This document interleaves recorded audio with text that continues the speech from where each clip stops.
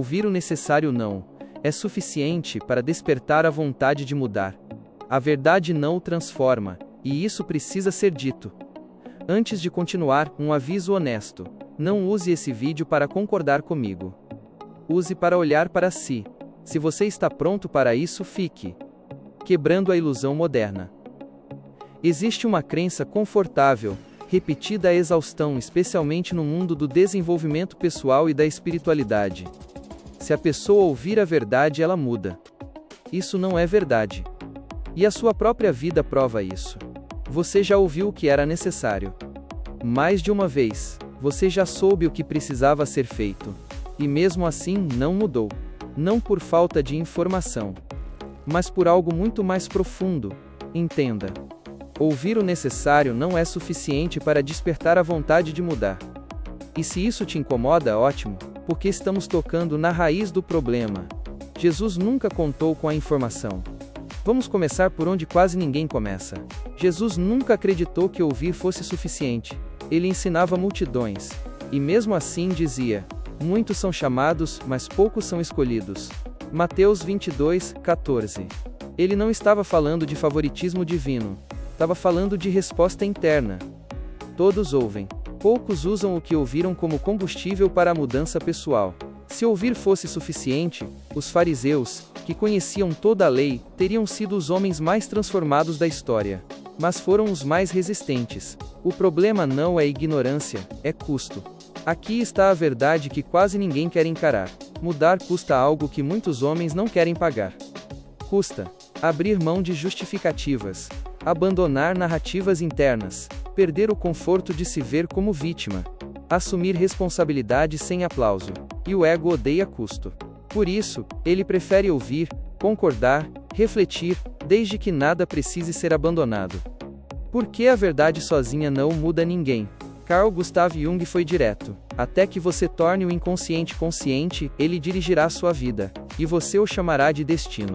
Ou seja, o homem pode entender intelectualmente o que precisa mudar, e ainda assim ser governado por forças internas não resolvidas.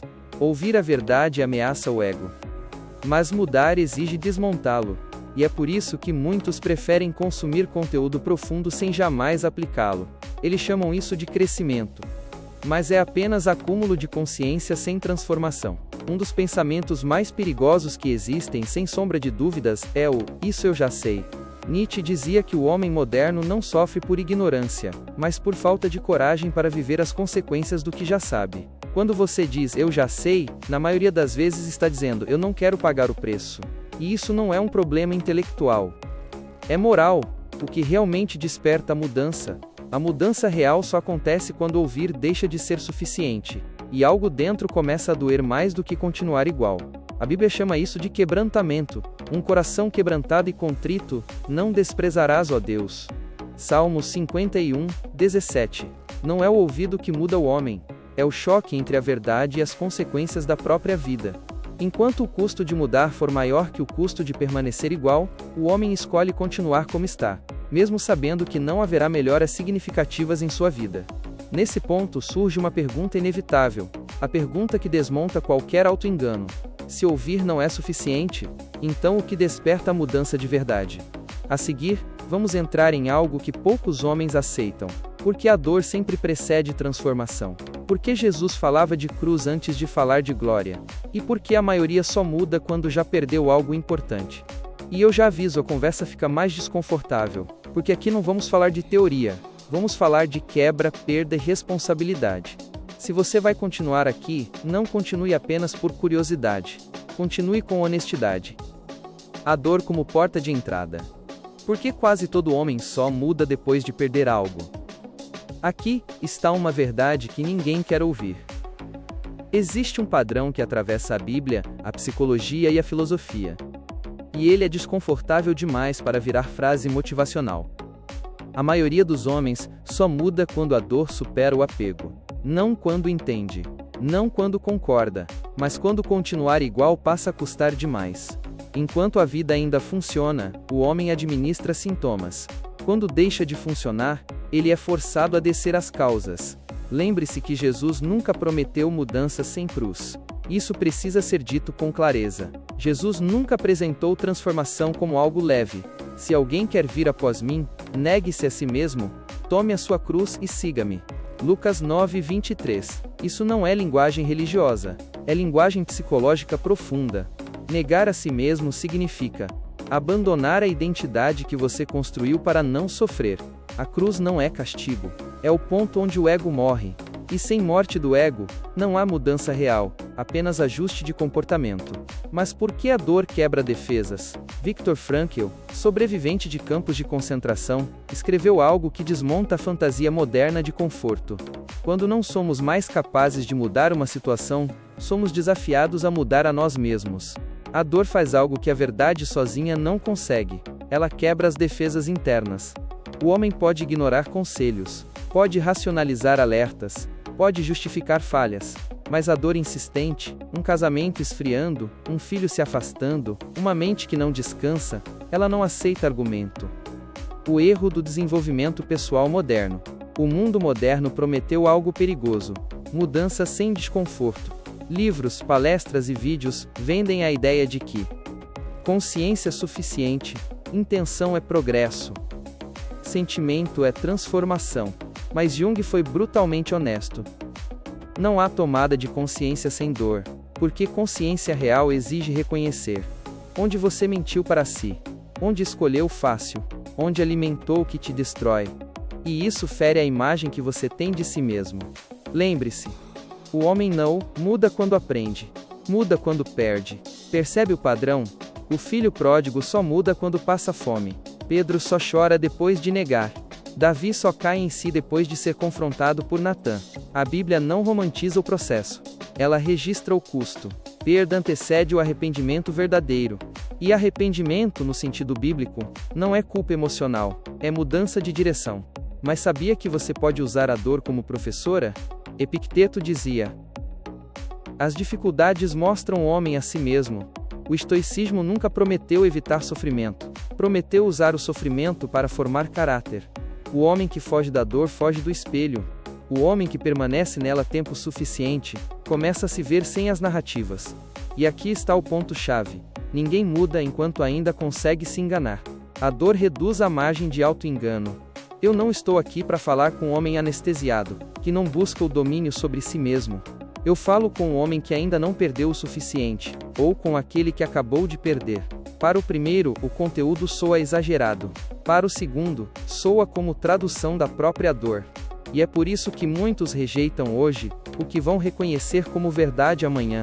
Agora chegamos ao ponto inevitável. Se a dor desperta, o que fazemos com ela? Por que alguns homens ao sofrer se tornam amargos, enquanto outros sofrem e se tornam lúcidos? Vamos separar o tema nessas rotas. Por que alguns usam a dor para amadurecer e outros usam para se justificar? Qual é o critério interno que decide isso? Aqui não vamos falar de quantidade de dor. Vamos falar de resposta. Se você seguir adiante, prepare-se para algo mais direto ainda. A dor não transforma ninguém sozinha. Ela apenas abre a porta. Quem decide atravessar é você. Se você ainda está comigo, escreva nos comentários: eu decido continuar. Existe um erro comum até entre homens mais conscientes: eu sofri, então eu mudei. Não, sofrer não transforma ninguém. Sofrer apenas remove distrações. A dor não cria caráter. Ela revela o caráter que já estava lá. Por isso, dois homens podem atravessar o mesmo divórcio, a mesma perda, a mesma crise, e um sair mais íntegro, enquanto o outro sai mais amargo. Jesus nunca glorificou a dor.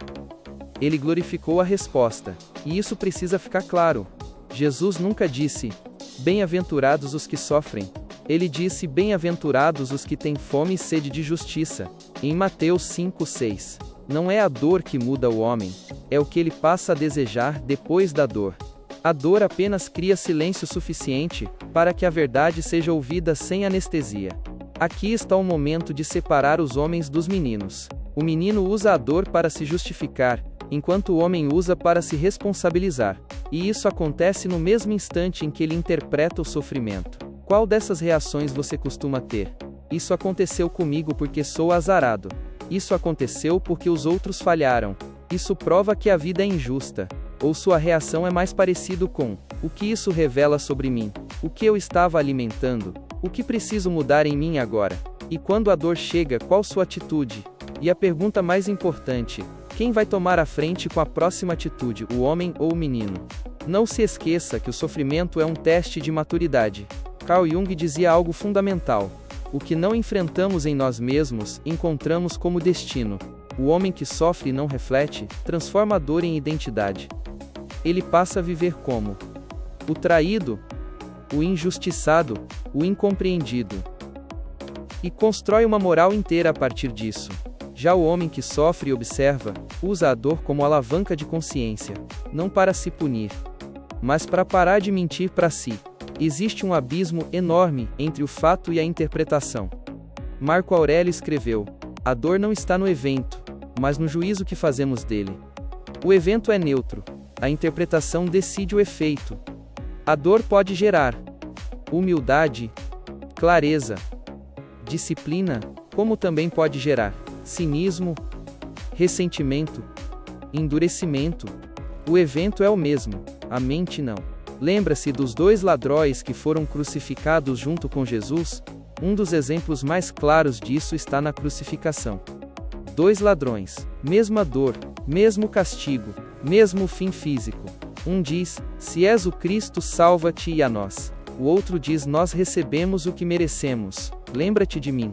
A dor não mudou nenhum dos dois. A resposta interna mudou tudo. Um morreu endurecido. O outro morreu desperto. Então, a pergunta certa pode mudar sua percepção? Então a pergunta deixa de ser: por que isso aconteceu comigo? E passa a ser: o que eu vou permitir que isso produza em mim? Porque aqui está a verdade final deste tema. A dor é neutra. Ela não salva ninguém. Ela apenas cria uma chance. E a maioria dos homens desperdiça essa chance tentando voltar ao conforto antigo, ao invés de atravessar a transformação. Então chegamos ao ponto mais delicado de todos. Como responder corretamente à dor? Não em teoria, mas na prática. Vamos descobrir como não transformar sofrimento em amargura, como impedir que a dor vire desculpa, como usar o momento de ruptura para reorganizar a vida.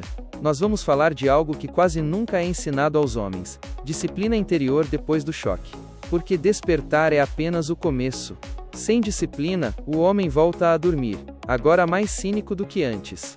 Como manter a disciplina depois do despertar? Porque a maioria prefere dormir. Você se lembra dessa cena do filme Matrix? Temos um trato, Sr. Reagan? Olha, eu sei que esse filé não existe. Eu sei que o que eu ponho na minha boca, Matrix diz ao meu cérebro que é suculento e delicioso.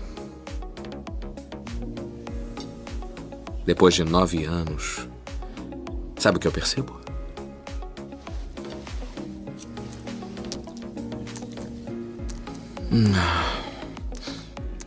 A ignorância é uma bênção. Existe um padrão cruel que se repete na vida de muitos homens. Eles sofrem. Eles despertam. Eles prometem mudar. E voltam exatamente para onde estavam. Não porque a dor acabou, mas porque não houve disciplina depois do despertar. Despertar sem disciplina é como abrir os olhos e perceber que está muito claro, então é mais confortável fechar de novo porque incomoda demais enxergar. Jesus sabia que o despertar não basta. Jesus nunca confundiu impacto emocional com transformação. Ele diz algo que quase ninguém leva a sério. Quando o espírito imundo sai do homem, volta depois com outros 7 piores. Mateus 12, de 43 a 45, isso não é misticismo.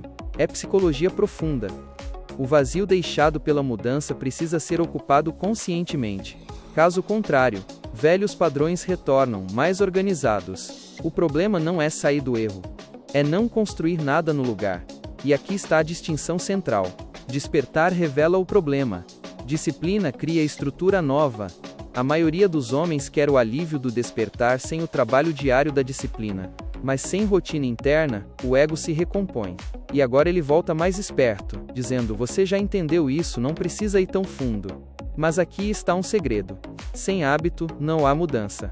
William James, pai da psicologia moderna, foi direto. Nossa vida é aquilo que nossos hábitos fazem dela. Você não muda a vida com decisões emocionais. Você muda a vida com padrões repetidos. A dor pode quebrar um hábito antigo, mas só a disciplina cria outro. Sem isso, o homem entende mais, fala melhor, mas vive igual. E isso gera cinismo. Leve sua vida disciplinada como um treino, não iludida como um desejo. Os estoicos nunca falaram em sentir vontade. Eles falavam em exercício diário. Epicteto dizia: nenhum grande progresso acontece de uma vez. Ele é o resultado de pequenas escolhas repetidas. O homem forte não é o mais motivado, é o mais constante. Motivação nasce do impacto, constância nasce da decisão silenciosa. E o que isso significa na prática? Vamos tirar isso da abstração. Disciplina interior não é virar monge, é governar o campo invisível. Inclui coisas simples, mas incômodas. Observar pensamentos antes de aceitá-los. Interromper narrativas automáticas de vitimização. Não alimentar fantasias recorrentes. Criar pequenos rituais de vigilância diária. Nada disso dá status. Nada disso dá aplauso. Mas é exatamente aí que o homem muda de verdade. Eckhart Tolle, autor do livro O Poder do Agora, toca num ponto que muitos homens ignoram. Você não é o pensamento, você é o observador. Isso não é espiritualidade alternativa. É treino de atenção. Quando você observa um pensamento, ele perde autoridade. Ele perde urgência. Ele perde poder. Pensamento não observado vira raiz. Pensamento observado vira passagem. Marco Aurélio, estoico, escreveu: a felicidade da sua vida depende da qualidade dos seus pensamentos. Não é poesia. É estratégia. Se você não governa a mente, alguém ou algo governa por você. Ressentimento, medo, desejo, orgulho. Disciplina interior é soberania. Aqui está o ponto que separa homens. A maioria desperta uma vez na vida. Poucos permanecem acordados. Permanecer acordado exige repetição, vigilância, humildade diária. Não exige genialidade. Exige presença. Mas e quando você percebe que já desperdiçou muitos despertares? Quando olha para trás e pensa: eu já entendi isso antes, e mesmo assim repeti uma falha. Vamos fazer uma observação com maturidade. Como recomeçar sem romantizar. Como lidar com culpa sem paralisar. Como assumir responsabilidade adulta pelo tempo perdido. Aqui não tem promessa vazia. Tem direção. Por que o homem sabota a própria mudança? O inimigo não é externo. É você mesmo, tentando manter seus padrões confortáveis. Depois de tudo que foi dito até aqui, muitos homens chegam a uma conclusão silenciosa. Eu entendi. Eu sofri. Eu sei o que precisa ser feito. Mesmo assim eu travo. E então surge a explicação mais fácil. Falta força de vontade. Falta disciplina. Falta fé. Mas essa explicação está incompleta. O maior obstáculo à mudança não é externo, é interno. E ele não aparece como maldade.